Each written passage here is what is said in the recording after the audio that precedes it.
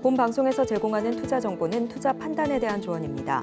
방송에서 제공하는 주식의 가치, 가격 상승 및 하락에 대해서는 방송사에서 보장하지 않습니다. 실시간 정보 브리핑입니다. 첫 번째 소식입니다. 뉴욕 증시의 3대 지수가 현지 시간 12일 인플레이션 지표 발표를 앞두고 혼조세로 마감했습니다. 13일엔 7월 PPI와 14일엔 CPI, 15일엔 소매 판매 발표를 앞두고 투자자들이 관망세를 취한 영향으로 풀이됩니다. 경기 침체에 대한 우려가 제기된 가운데 미국의 하반기 경제 상황을 가늠할 지표들이고요. 시장에서는 7월 CPI가 6월 대비 0.2%, 전년 대비 3% 상승하며 인플레이션이 완화했을 것으로 내다보고 있습니다. 또 홈디포와 월마트 등 주요 소매 판매 업체가 이번 주 실적 발표를 앞두고 있는데요. 월스트리트 저널은 지난주 시장을 뒤흔들 경기 침체 우려에 이어 앞으로 발표될 데이터들이 미국 경제에 대한 새로운 단서를 제공할 것이라고 밝혔습니다. 두 번째 헤드라인입니다. 엔비디아가 4% 이상 급등하자 제2의 엔비디아로 불리는 AMD가 1.86%, 월가의 AI 서버 전문 업체 슈퍼 마이크로 컴퓨터가 6% 이상 급등하는 등 주요 AI 업체가 일제히 랠리했습니다. 이날 엔비디아가 급등한 것은 일단 미국의 유력 투자은행 뱅크 오브 아메리카가 그동안 낙폭이 과도했다며 반등할 주식 1위로 엔비디아를 선정했기 때문입니다. BOA 전문가는 계절적 역풍이 사라지면서 4분기에 반도체 반등이 있을 것이라고 전망했습니다. 그는 또 다음 실적 발표인 8월 28일 엔비디아가 반등 계기를 잡을 수 있을 것으로 덧붙였습니다. 세 번째 소식입니다. 중동 지역 정세가 불안정해지면서 뉴욕 증시의 경계감이 팽창했습니다. 미국 정부가 항공모함 전단과 유도미사일 잠수함 부대를 중동에 파견하기로 하면서 전쟁이 임박했다는 불안감이 커지고 있고요. 미국 로이드 오스틴 국방부 장관은 F-35 전투기를 포함한 항공모함 전단과 유도미사일 잠수함 등 중동에 배치하기로 명령했습니다. 백악관 국가안보소통보좌관은 브리핑에서 중동에서 긴장 고조 상황을 매우 주의 깊게 지켜보고 있다며 이스라엘에서 발표했듯 이란 혹은 그들의 대리인이 며칠 이내에 이스라엘을 공격할 가능성이 커졌다고 밝혔습니다. 이날 WTI가 4%나 급등한 것은 중동 불안감이 고스란히 반영된 것으로 풀이되고요. 유가 급등에 장중 오름세를 보이던 S&P 500 지수와 나스닥 지수도 상승분을 대부분 반납했습니다. 마지막 소식입니다. 미국 백악관이 수요일 내 이란의 대이스라엘 보복 공격 가능성을 경고하고 중동 태세를 강화했습니다. 조 바이든 대통령은 유럽 주요국 정상들과 통화하며 대응책을 논의하고 이란 자제를 촉구했습니다. 중동 확전이 현실화할 경우 카말라 해리스 부통령의 외교력도 시험대에 오를 것으로 전망됩니다. 존 커비 보좌관은 이는 우리가 중동 영내의 몇 가지 태세 변화를 결정하고 바이든 대통령이 영국과 프랑스, 독일, 이탈리아 정상들과 중동 긴장 고조 상황에 대해 논의한 이유라고 설명했습니다. 커비 보좌관은 우리는 영내 어떤 폭력 확산 혹은 이란 및 그 대리인에 의한 공격을 보고 싶지 않다고 강조했습니다.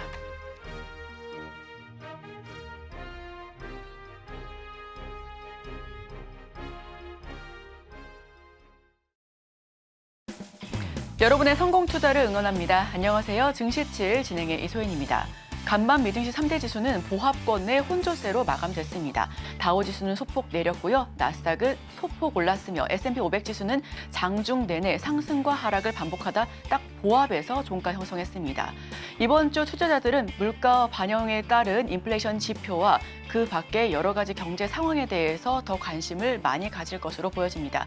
특히나 중동 전제 확산에 따른 투자 심리 위축 역시도 함께 체크해야 할 포인트로 주목받고 있는데요. 더 자세한 소식은 이어지는 외신 브리핑 통해서 전달드리도록 하겠습니다. 화요일의 증시7 지금 바로 출발합니다.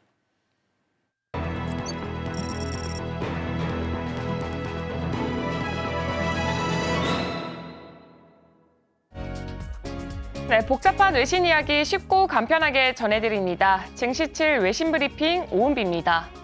네, 월가가 이번 주에 나올 주요 경제 지표를 주시하는 가운데 미국 증시는 월요일 혼조세로 마감했습니다.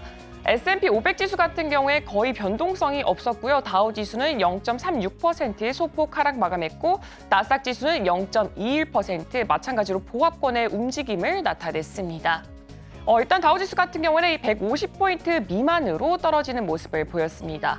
종목별로 보면 엔비디아는 4.08% 급등 마감을 했습니다. 애플, 마이크로소프트 등도 소폭 상승한 반면에 테슬라, 알파벳 A 등은 하락세를 보였습니다. 전문가들은 이번 주에도 시장의 변동성이 계속될 것으로 보고 있고요. 이를 확인할 중요한 일정들이 예정되어 있습니다. 수요일에는 소비자 물가지수가 발표되면서 인플레이션 상황을 알 수가 있고요. 목요일에는 7월 소매 판매와 또 월마트 실적 발표를 통해서 미국 소비자들의 경제 상황을 파악할 수가 있었습니다. 이어서 간밤에 있었던 소식들 전달해 드리도록 하겠습니다. 뉴욕 연방준비은행의 7월 보고서에 따르면 소비자들의 향후 몇 년간 인플레이션이 완화될 것으로 기대하고 있고 특히 3년 뒤에는 인플레이션 기대치가 2.3%로 사상 최저치를 기록을 했습니다. 이는 인플레이션에 대한 걱정과 연준이 금리를 인하할지에 대한 투자자들의 불안감이 계속되는 상황에서 나온 결과입니다. 1년과 5년 후의 인플레이션 기대치는 각각 3%와 2.8%로 변동이 없었지만 휘발유와 식품 가격 상승에 대한 기대치는 낮아졌습니다. 반면에 대학 교육비와 임대료는 더 오를 것으로 예상되고 있습니다. 실직 가능성은 줄어들었고 자발적 이직 가능성은 증가를 해서 고용시장에 대한 자신감을 보여주고 있습니다. 한편 이번 주에 노동부가 발표할 소비자 물가지수는 인플레이션의 흐름을 확인할 수 있는 중요한 지표로 이는 연준이 금리 정책을 결정하는 데 큰 영향을 줄 것으로 예상하고 있습니다. 다음 소식입니다. 베테랑 투자자 데이비드 로슈는 월요일 CNBC의 스쿼크박스 아시아에 출연을 해서 2025년에 약세장이 올 것으로 예상하고 있다라고 이렇게 말을 하고 있습니다. 그 원인으로는 예상보다 적은 금리 인하, 미국 경제 둔화, 인공지능 버블을 꼽았습니다. 또한 로슈는 연준은 시장이 기대하는 3.5%까지 금리를 인하하는 것을 꺼릴 것이라고 예상을 하고 있습니다. 현재 연준은 2025년 금리 중간 예상치가 4.1%로 대부분의 시장 참가자들은 2025년 9월까지 금리가 4.1% 이하로 하락할 것으로 보고 있습니다. 그는 또한 경제가 둔화될 것이기 때문에 기업의 이익이 기대에 미치지 못할 것이라고 경고를 하면서 AI가 확실히 버블 영역에 진입을 했고 앞으로 6개월 정도에 걸쳐서 이 버블에서 벗어나면서 경제 성장 둔화의 주요 요인이 될 것이라고 말을 했습니다. 그는 이 세 가지 요인이 2025년에 약 20%의 약세장을 초래할 것이라고 예상을 했고요. 이 현상은 올해 말부터 시작될 수 있다고도 덧붙였습니다. 다음 소식입니다.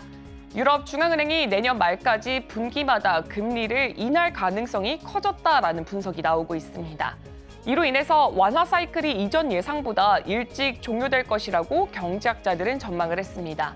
블룸버그가 실시한 예측 조사에 따르면 22의 기준금리는 6차례 연속으로 0.25%포인트씩 인하된 뒤에 2025년 12월에 2.25%에 도달할 것으로 보이고 있습니다. 21일 인플레이션이 결국 목표치인 2%로 안정될 것이라는 이 확신이 생기면서 지난 6월부터 금리를 인하하기 시작했습니다. ECB 관계자들은 추가 금리 인하가 이어질 것이라는 점을 분명히 하고 있지만 불확실한 경제 상황을 이유로 특정 일정을 확정하지는 않았습니다.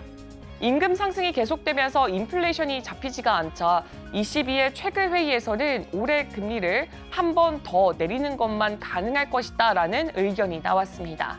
하지만 이후에 경제 상황이 더 나빠지면서 금리를 더 빨리 내려야 한다는 의견이 힘을 얻고 있습니다. 다음 소식입니다.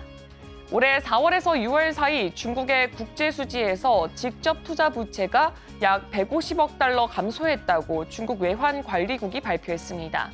이는 이 수치가 마이너스를 기록한 두 번째 사례고요. 올해 상반기 전체로 보면 약 50억 달러가 줄어든 것입니다. 이 감소세가 만약에 연말까지 이어진다면 1990년 이후 처음으로 한 해 동안 이 자금이 중국에서 순유출될 가능성이 있습니다. 이 중국으로의 외국인 투자는 2021년 3,440억 달러로 최고치를 기록한 이후에 최근 몇 년간 급격히 감소하고 있습니다. 경제 성장 둔화와 지정학적 긴장 고조로 인해서 일부 기업들이 중국 내 투자를 축소한 것입니다.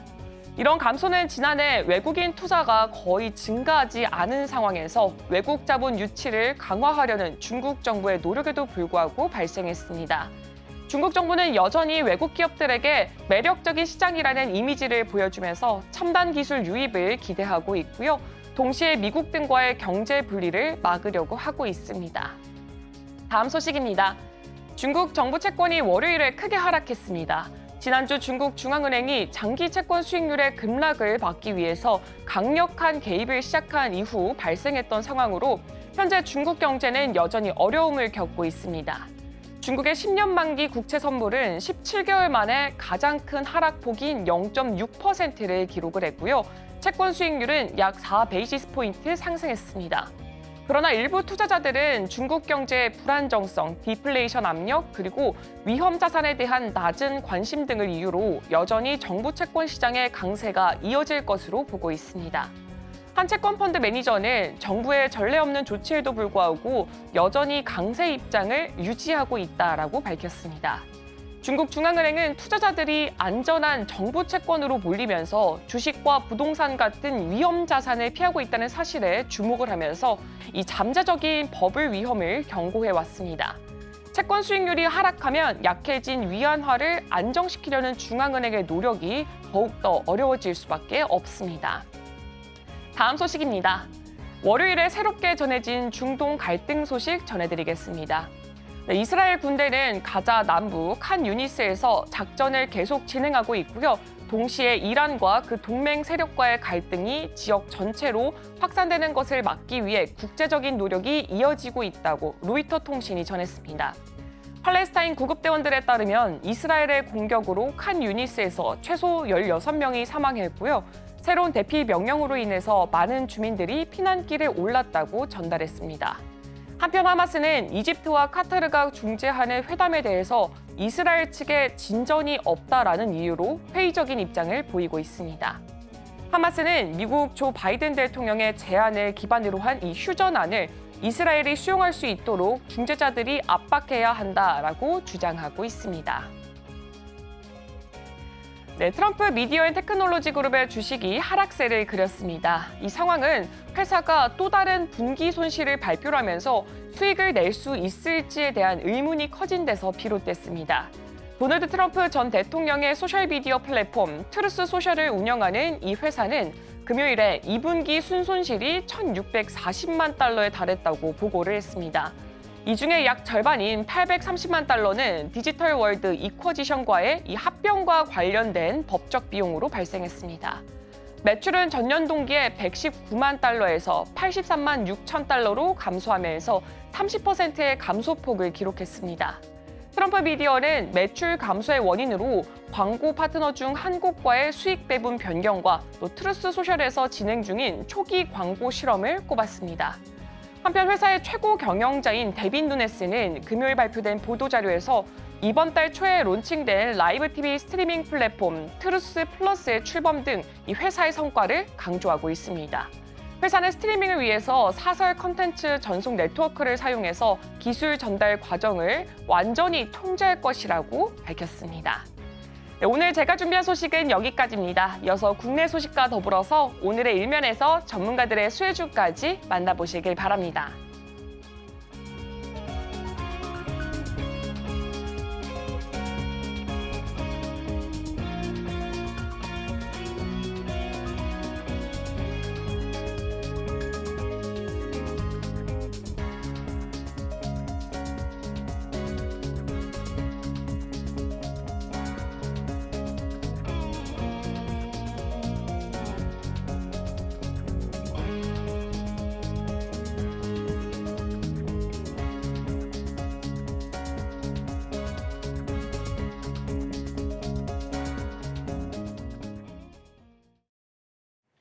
네, 서울경제TV 증시 7 조간 브리핑 시간입니다. 서울경제신문에서 발행한 이슈 전해드리는데요. 첫 번째 소식부터 하나하나 짚어보겠습니다. 화면 살펴보시죠.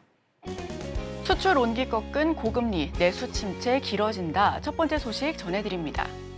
수출의 온기가 내수로 확산하지 못하면서 고용과 투자 등 경제 전반의 경기 하강, 둔화 양상이 뚜렷합니다. 2분기 경제 성장률마저 마이너스를 기록하는 등 올해 성장 눈높이가 낮아지고 있는데요. 업계에서는 내수를 억누르고 있는 고물가, 고금리 현상의 해소가 빨리 이루어져야 한다고 지적하고 있습니다. 11일 통계청의 경기순환시계에 따르면 국내 경기 관련 10개 핵심 지표 가운데 7개가 하강과 둔화를 나타내고 있었는데요. 화면으로 보시는 게 바로 경기순환 시계입니다. 통계청에서 발표를 하고 있고요. 이 경기순환 시계는 국내 경기 관련 핵심 지표가 경기 사이클 중 어디에 있는지를 보여주고 있습니다. 다른 통계를 봐도 경기 상황이 녹록지 않다라는 분석이고요. 화면을 통해서 살펴보더라도 둔화와 하강 그 어느 사이에 많이 밀집되어 있습니다. 6월 동행지수 순환 변동치는 전월보다 0.1포인트 떨어진 98.7을 기록했습니다. 4개월 연속 내림세를 보이고 있고요. 이 지수가 100을 밑돌면 현재의 경기 상황이 좋지 않은 것으로 해석하고 있습니다. 15세 이상 취업자 증가폭도 대폭 줄어들면서 설비 투자와 건설업 역시 부진을 벗어나지 못하고 있습니다. 5월 설비 투자는 지난해보다 1.5% 감소한 데 이어 6월에도 2.7%나 하락했고요. 건설 수주액은 올해 1분기 15.6% 뒷걸음질 쳤습니다. 통상 건설업은 수주 계약이 1년가량의 시차를 두고 공사에 영향을 미치기 때문에 당분간 건설 경기 회복을 기대하기는 어려운 형편이고요. 상황이 이렇다 보니 주요 경제기관은 한국의 경제 성장률 전망치를 낮춰잡고 있습니다. 전문가들은 경제 반등을 위해 내수 회복이 필요하다라고 지적하고 있는데요. 고물가, 고금리로 장기간 부진한 흐름을 보인 내수가 회복돼야 수출과 더불어 한국 경제의 쌍끌이 성장이 가능하다라고 설명하고 있습니다. 지난해 2월부터 기준금리가 3.5%를 유지하면서 고금리 기조가 이어지고 있는데 금리가 높으면 가계가 저축을 늘리고 소비를 줄일 수밖에 없는 모습이고요. 정부의 재정 집행 여력이 약해진 만큼 통화정책 완화를 검토해야 한다라는 지적 역시 함께하고 있습니다. 다만 정부는 상반기 최고 수준의 재정 신속 집행을 목표로 357조 원 이상을 투입했습니다. 연간 계획의 63% 이상을 상반기에 쏟아부어 하반기에는 재정 집행 여력이 좀 약해진 상황인데요. 때문에 금리 인하가 생각했던 것보다 더 지연되는 상황에서 한은의 고민도 더 깊어지고 있는 중입니다. 소매 판매액 지수 추이 살펴보시면요. 2024년 1분기부터 2분기 내내 역성장을 기록하고 있고요. 설비 투자 추이도 2024년 1분기에 반짝 올랐다가 다시 한번 내림세를 기록하고 있습니다. 소매 판매 9개 분기 연속해서 하락하고 있고요. 15세 이상 취업자 수 10만 명 이하 계속해서 하회하고 있습니다. 다음 소식입니다. 공정위 아이돌 굿즈 환불 갑질의 철퇴. 두 번째 소식 전해드립니다.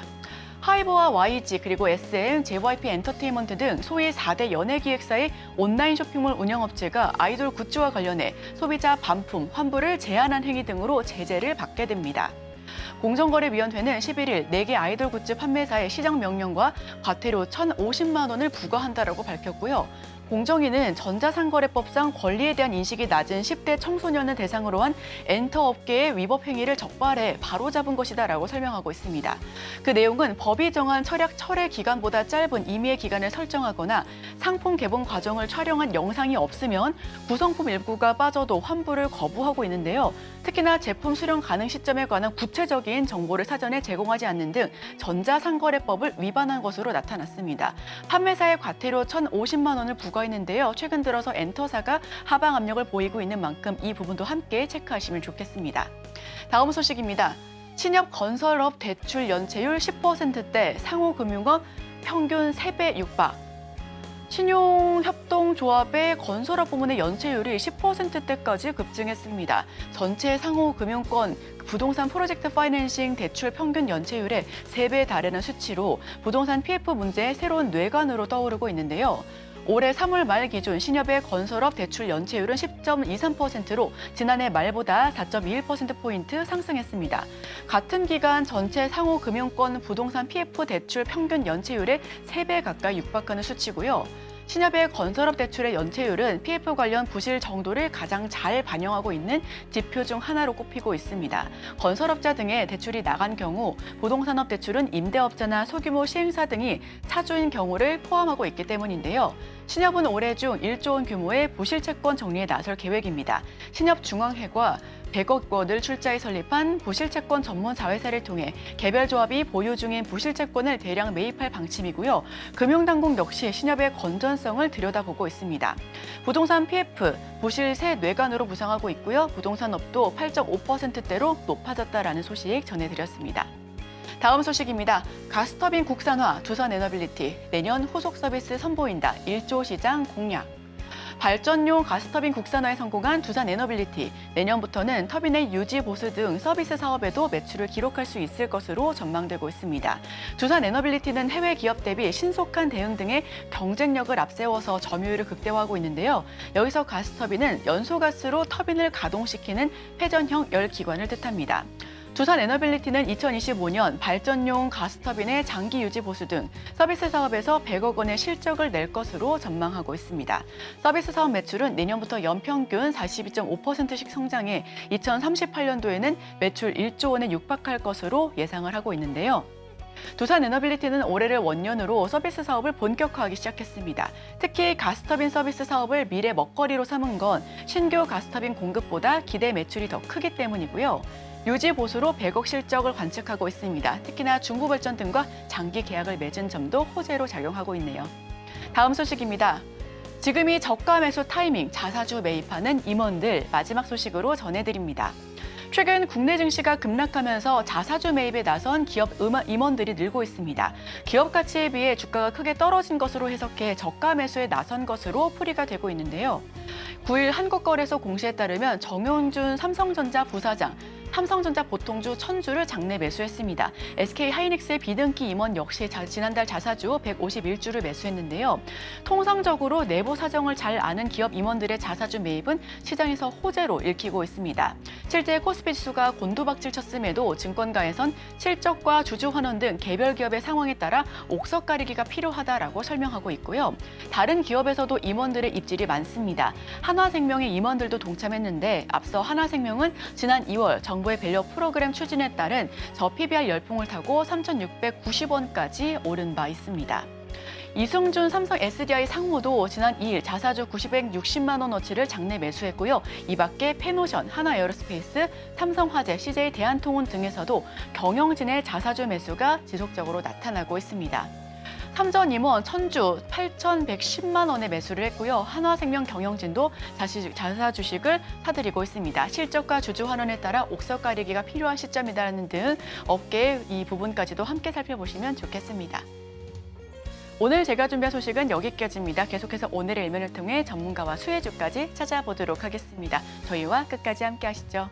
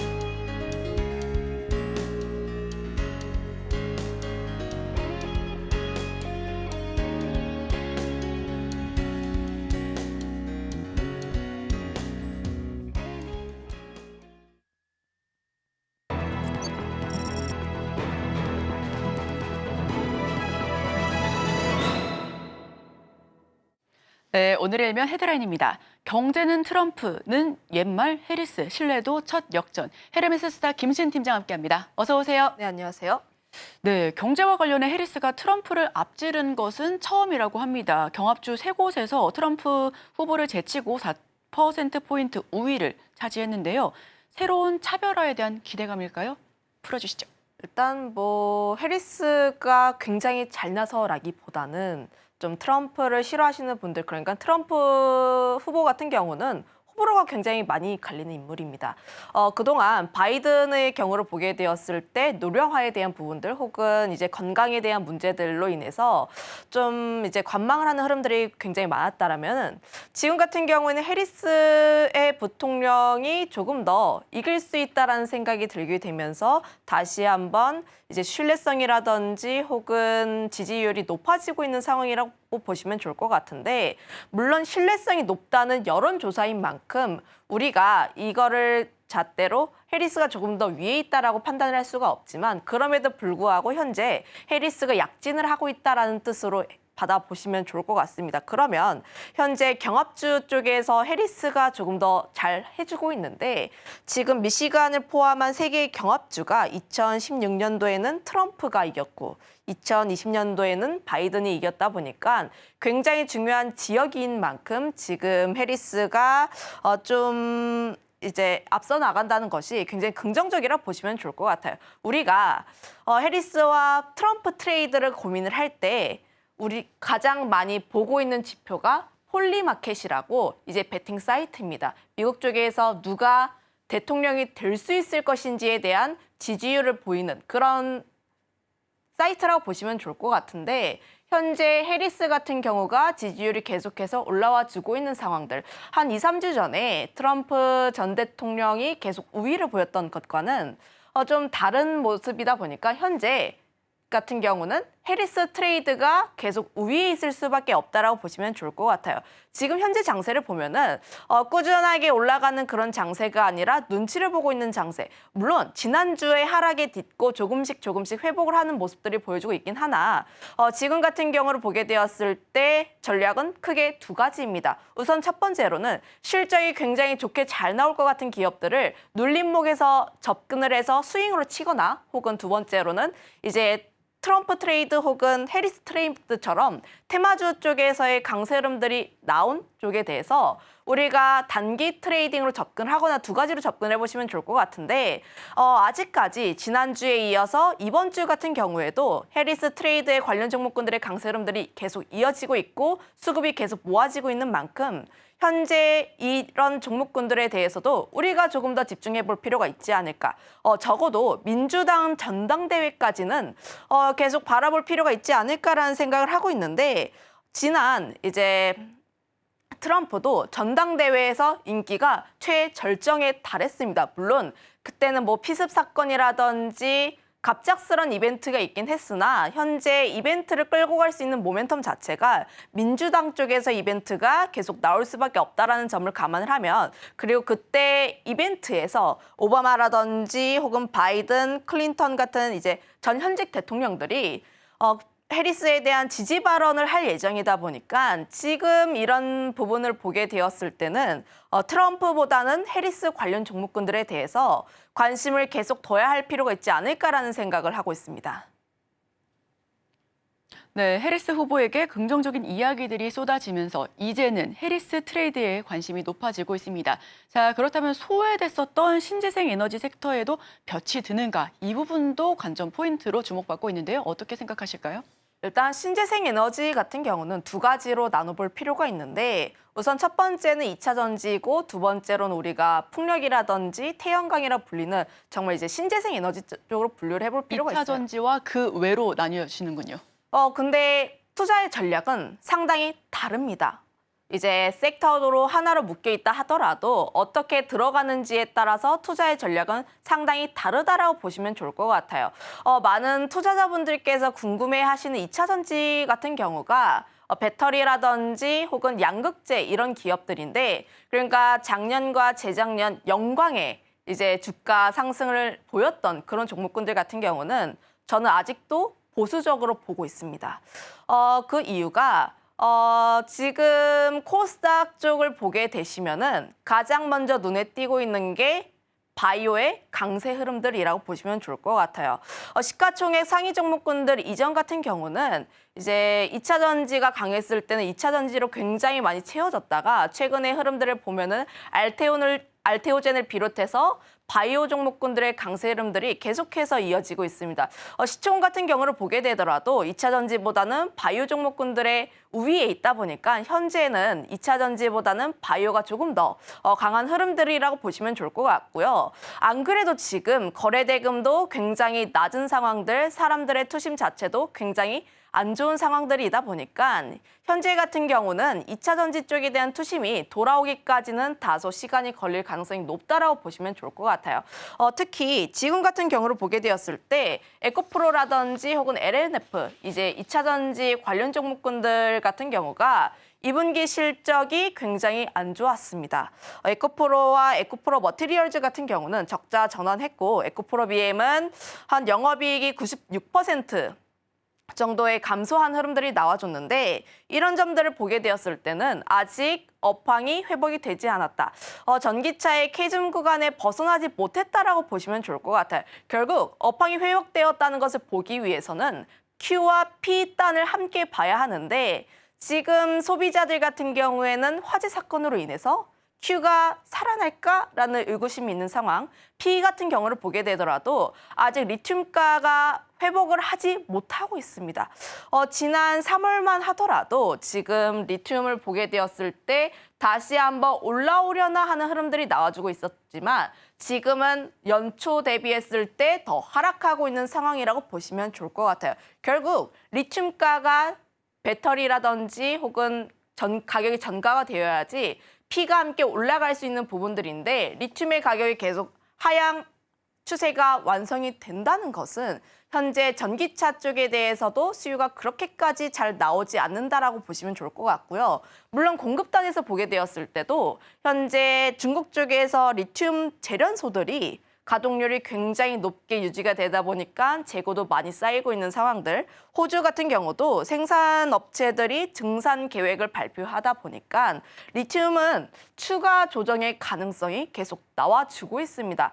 작년 하반기만 하더라도 전기차에 대한 K줌 구간이 2분기 바닥을 딛고 올해 하반기에는 올라갈 수 있을 것이다라는 내용들이 우위였던 것 같아요. 제 생각에는. 그런데 지금 이 상황에서도 아직까지 전기차는 조금 더 바라봐야 한다는 여론들이 계속 나와주고 있는 만큼 현재 2차 전지 종목군들, 대표적인 종목군들 같은 경우는 아직 가격적인 메리트는 있지만 그럼에도 불구하고 보수적인 입장을 취해야 한다라고 보시면 좋을 것 같습니다.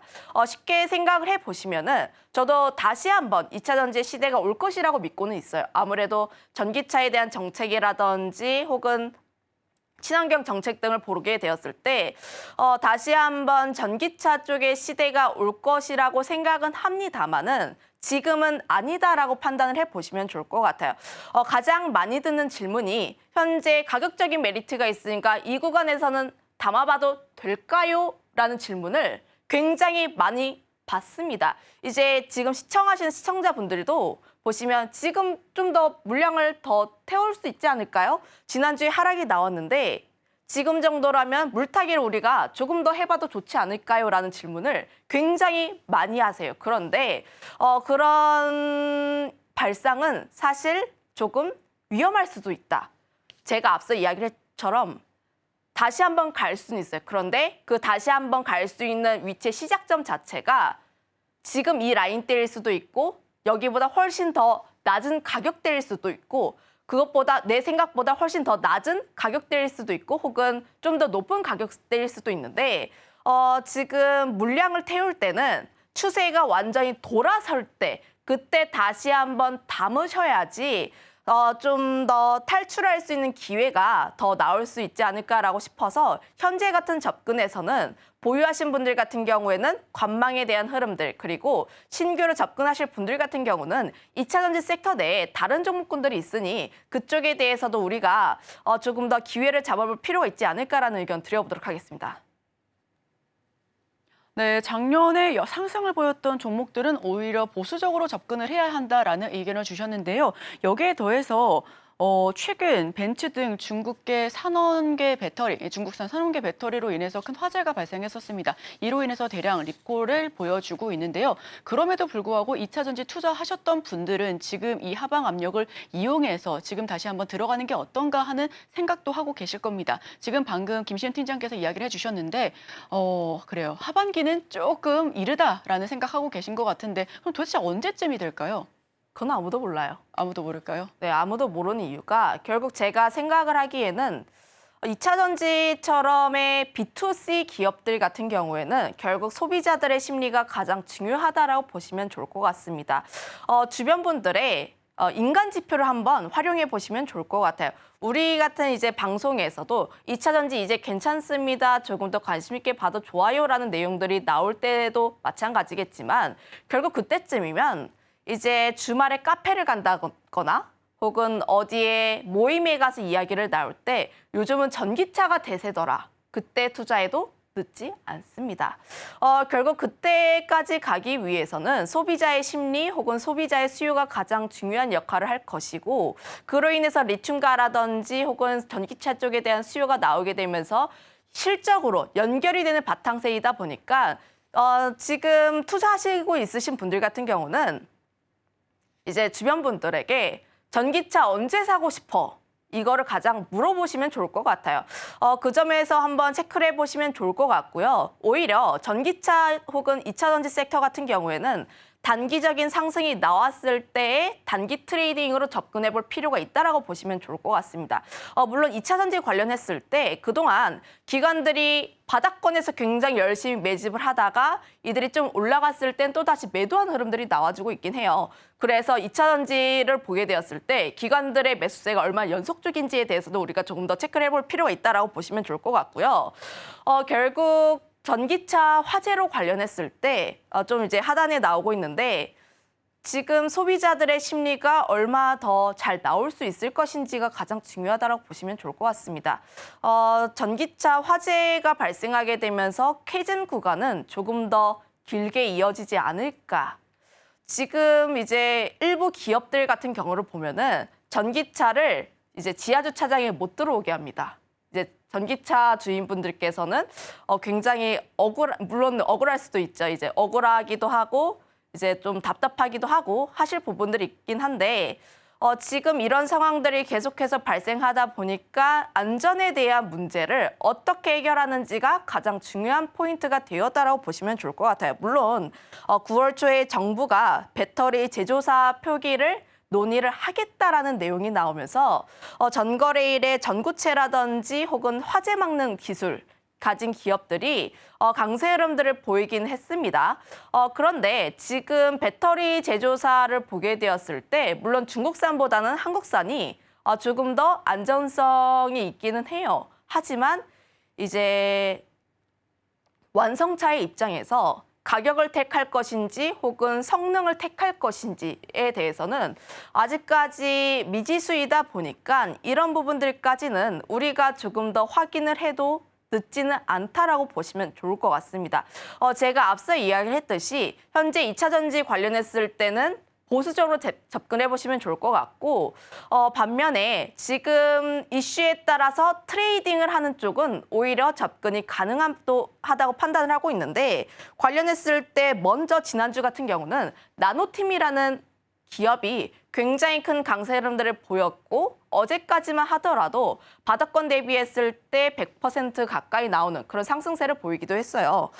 그런데 관련했을 때 최근의 이슈 자체가 최근 이슈가 굉장히 잘 되고 있는 쪽들, 특히 사람들의 불안감을 이끌어낼 수 있는 쪽 같은 경우는 수급이라든지 혹은 투자 대금이 굉장히 많이 몰리고 있고 전거래일 같은 경우에는 관련 종목군들의 확산이 함께 일어난 초입 구간이다 보니까 저는 오히려 기회를 찾는다면은 지금 전기차 화재 굉장히 안타까운 사건이긴 하지만 그럼에도 불구하고 내가 트레이딩을 한다면 이쪽에서 접근하는 게 더 낫다라고 판단을 하고 있습니다. 네, 그렇다면 궁금한 게 전고체 그리고 ESS 딱 이 부분인데요. 여기서는 관련된 종목들 중에 공략해 볼 만한 종목 어떤 종목 있을까요? 가장 먼저 민테크라는 종목을 보시면 좋을 것 같은데 물론 전거래일 굉장히 큰 강세 흐름들을 보여주긴 했습니다만 그럼에도 불구하고 이 이슈가 조금 더 움직일 것이라는 생각하에 민테크 역시도 함께 움직일 가능성이 높다라고 보시면 좋을 것 같아요. 국내 유일하게 배터리 화재를 막는 진단 기술을 보유한 기업이기도 하고요. 배터리 진단 시장에서의 90%를 점유하고 있는 기업이다 보니까 그 시장 안에서의 굉장히 독보적인 위치에 있다라고 보시면 좋을 것 같습니다. 결국 현재 전기차 쪽에 대해서 인증이라든지 화재 쪽에 대한 이슈가 계속해서 나올 때마다 민테크라는 기업 역시도 함께 이슈가 될 가능성이 더 높다라고 보시면 좋을 것 같고요. 이 기업의 가장 큰 단점은 신규 상장주입니다. 6개월이 채 되지 않았는데 항상 제가 신규 상장주를 접근을 할 때는 보호예수 물량이 언제 터지는지를 가장 중점적으로 볼 필요가 있어요. 그 이유가 이 기업이 얼마나 실적이 좋고 그리고 산업에 대한 성장이 좋고 그리고 기술력이 있는지 여부는 이제 조금 뒤에 봐야 하는 부분들이고요. 6개월 이내에 나올 수 있는 보호예수 물량이 얼마인지에 따라서 갈 수 있는 기업도 좀 제한적인 움직임을 보이는 경향이 많아서 항상 신규 상장주를 접근을 할 때는 보호예수 물량 언제 나온지를 체크를 해야 합니다. 그리고 제가 체크를 해본 결과 3개월째의 보호예수 물량이 이미 8월 2일에 나왔고요. 8월 초를 그때를 기점으로 했을 때 민테크의 상승세가 나왔습니다. 그러면 그다음에 민테크에서 나올 수 있는 보호예수 물량이 언제냐라고 보면은 6개월이라 보시면 좋을 것 같은데 한 3개월 뒤라고 보시면 좋을 것 같아요. 3개월 뒤에 약 9% 정도의 보호예수 물량이 해제가 된다라는 점을 감안을 하면 현재 이슈가 몰렸을 때 단기 트레이딩으로 접근을 하시기에는 좀 적합하지 않을까라고 생각을 하고 있고요. 다만 단기 트레이딩으로 접근을 하실 때 가장 명심해야 하는 것이 내가 단기 트레이딩으로 접근했으면 반드시 손절 라인이라든지 혹은 끊어줄 필요가 있다는 겁니다. 내가 단기 트레이딩으로 접근했다가 한 2년, 3년 보유할 종목군들은 조금 다수 보수적으로 보고 있다고 보시면 좋을 것 같고요. 그 이유는 앞서 이야기했다시피 보유예수 물량이 6개월 뒤에 있다 보니까 이런 리스크는 우리가 어느 정도 감수를 하고 현재 단계에서 단기 트레이딩으로 접근해볼 필요가 있다는 의미라고 말씀드려보도록 하겠어서 현재 관점에서 민테크라는 기업 좀 관심 있게 보고 있고 ESS 쪽을 보게 되었을 때는 한중 NCS라는 기업인데요. 지금 한중 NCS 같은 경우를 보게 되었을 때 기존에 ESS 이슈가 나올 때마다 항상 부각이 되었던 좀 대장주라고 보시면 좋을 것 같아요. 결국 ESS 같은 경우도 보게 되었을 때 2차 전지 관련 종목군들을 시작할 때 항상 ESS 쪽에서의 매출이라든지 혹은 높은 성장세를 보이게 되면서 사람들의 시선 자체가 ESS로 몰리게 되고 있다는 점들. 테슬라라든지 혹은 삼성 SDI 이런 쪽에서 ESS 쪽에 대한 이슈가 계속 나오게 되면서 지금 한중 NCS 같은 경우에 바닥권 대비했을 때 회복세도 굉장히 빠르다라는 점을 감안을 하면 현재 관점에서 보게 되었을 때 한중 NCS 역시도 이제 전고점까지는 무릴지는 모르지만 전 박스권 내에서의 매매는 충분히 가능하다라고 보시면 좋을 것 같습니다. 네, 오늘 일면에서는 민테크 그리고 한중 NCS 살펴봤습니다. 오늘 일면 김신 팀장과 함께했습니다. 오늘 말씀 고맙습니다.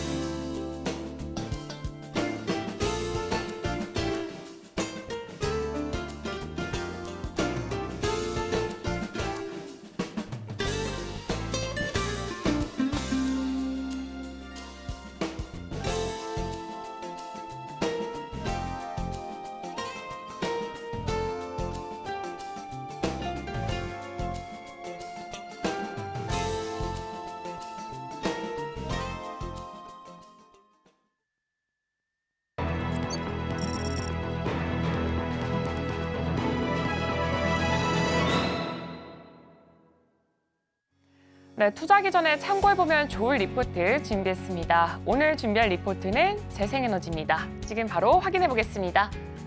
네, 일단 재생에너지 미국 전력 부족 현실화라는 타이틀을 달고 있습니다. 바로 열어보도록 하겠습니다. 네, 일단 PJM 전력 경매 결과 전력 요금이 무려 800% 이상 급등할 것이다라고 예측이 나오고 있습니다. 자세히 살펴보면 7월 30일 지난달에 미국 동부와 중부 등 이 13개 주와 워싱턴 DC의 전력 도매 시장을 운영하고 있는 이 PJM의 2025년 그리고 2026년 경매가 시작이 됐습니다. 이 경매는 지금 당장이 아니라 1년에서 3년 뒤에 이 필요한 전력 용량을 확보를 하고 또 공급 단가를 결정하는 이 용량 시장의 일환으로 볼 수가 있습니다. 일단 PJM을 포함해서 NYISO, ISO, NE가 비슷한 시장을 운영하고 있는데요. 일단 이 시장 같은 경우에는 이렇게 지역별로 구성이 되어 있습니다. 지금 이렇게 가장 큰 이슈가 됐던 게 바로 이쪽 동부에 위치한 PJM 시장입니다. 일단 실시간 시장과 또 하루 전 시장처럼 전력 수급을 조절하는 데 도움을 주는 게 바로 이 용량 시장인데요. 용량 시장 같은 경우에는 지금 당장보다는 미래에 필요한 전력 용량을 조금 미리 확보를 하고 가격을 결정하는 시장인데 여기서 이제 경매 결과 전력 요금이 800% 이상 급등한다. 한마디로 지금 수요는 굉장히 많은데 공급이 조금 부족하다라는 상황이 나오게 됐습니다. 그럼 여기서 이 용량 시장에 대해서 조금 더 자세하게 살펴보도록 하겠습니다. 지금 이 당장이 아니라 미래 전력이 부족하지 않도록 미리 전력을 생산할 준비를 확보하는 시장을 이렇게 용량 시장이라 표현하고 있습니다. 발전소들 같은 경우에는 전력을 생산할 수 있는 능력 자체를 제공을 하고요. 이 전력 회사들은 이 능력을 미리 사둔다라고 표현을 할 수가 있습니다. 전력이 많이 필요할 때도 미리 사는 거기 때문에 안정적으로 공급이 가능하고요. 그리고 전기가 많이 필요할 때를 대비해서 미리 준비를 할 수 있는 한마디로 대비할 수 있는 시장이라고 볼 수가 있습니다. 다음으로는 하루 전 시장이 있습니다. 하루 전 시장은 다음 날의 전력 수요를 예측을 해서 그에 맞춰서 전력을 미리 거래를 할 수 있는 시장을 말하고 있습니다. 만약에 오늘 어떤 이슈로 인해서 내일 시장이 조금 폭등할 것으로 예상이 된다. 그럼 오늘 미리 사둘 수가 있는 게 바로 이 하루 전 시장입니다. 발전소와 전력 소비자들은 하루 전 시장에서 전력을 구매하거나 판매할 계획을 세워서 다음 날에 이 전력 수급 상황을 안정적으로 조금 더 관리가 평이하다라고 볼 수가 있고요. 여기서 거래가 되는 전력 가격은 수요 공급 예측을 기반으로 해서 결정이 됩니다. 한마디로 내일장에 수요가 많을 것인가, 공급이 많을 것인가에 따라서 가격의 변동성이 좌우되고 있습니다. 다음으로 실시간 시장입니다. 말 그대로 지금 현 시간에 어떻게 거래가 되고 있는지 얼만큼 필요한지에 따라서 지금 매매가 진행되는 그런 시장을 실시간 거래 시장이라고 하고 있고요. 지금 전력과 수요 공급이 실시간으로 변동할 수밖에 없기 때문에 예기치 않은 수요 증가나 공급 차질을 대응하기 위해서 전력을 즉각적으로 사고 파는 곳입니다. 만약에 지금 어떤 이슈로 지금 전력을 생산하는 곳에서 문제가 생기게 된다면 실시간 시장을 통해서 바로 전력을 구입할 수가 있게 됩니다. 전력 운영자들은 실시간 시장을 통해서 전력 수급을 즉각적으로 조절할 수 있다라는 장점이 존재합니다.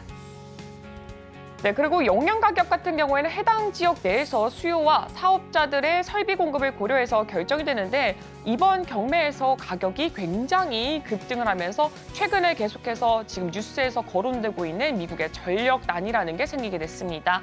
일단 첫 번째로 발전소 부족에 따라서 공급 자체가 감소했습니다. 시장의 이 당연한 원리인 공급과 수요 이 원칙에 따른데 이 공급 자체가 감소를 하다 보니까 당연히 가격이 급등한 것으로 보여지고 있고요. 두 번째 요인으로는 신규 공장 증설 그리고 데이터 센터 확대 등에 따라서 마찬가지로 수요 자체가 증가를 했기 때문에 공급량이 따라가지 못하고 있다라고 보여지고 있습니다.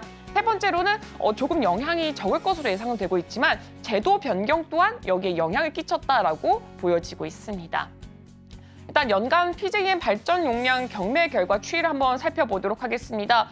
이전만 살펴보더라도 한 이쯤에서 거래가 진행되고 있었는데 지금 이번에 실시된 경매를 통해서 정말 말도 안 되게 많이 올라온 것을 확인해 볼 수가 있습니다.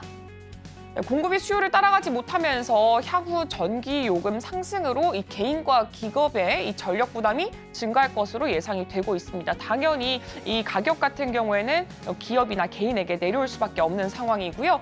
또한 2025년에 예정되고 있는 ISO NE의 FCA 19 전력 확보 경매 또한 2028년으로 연기가 되고 이는 이제 겨울철 난방 수요 증가에 따른 전력 확보 필요성 때문이다라고 풀이가 되고 있습니다.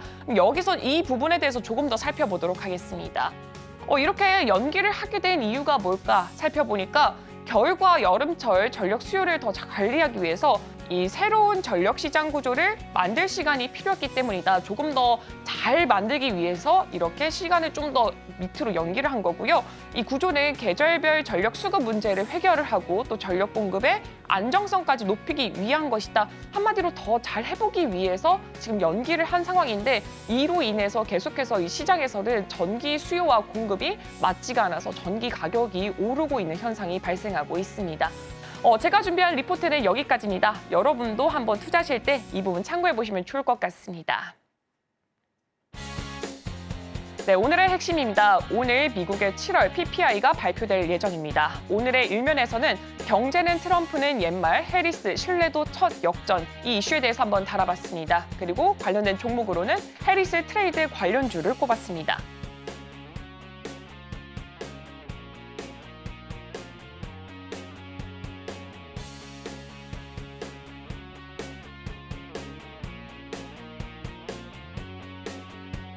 네, 저희가 방송에서 제공해드린 정보는 투자 판단에 대한 참고 자료일 뿐 해당 종목의 가치 또는 상승률을 보장하지는 않습니다. 잠시 후 증시8 서울경제TV 개장 방송이 이어집니다. 더 다양한 인사이트 가져가실 수가 있으니까요. 끝까지 함께 하시길 바랍니다. 오늘 저희가 준비한 소식은 여기까지입니다. 저희는 내일 이 시간에 또 찾아뵙겠습니다. 함께해 주신 여러분 오늘도 고맙습니다.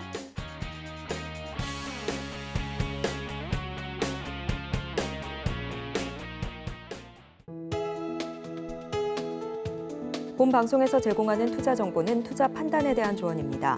방송에서 제공하는 주식의 가치, 가격 상승 및 하락에 대해서는 방송사에서 보장하지 않습니다.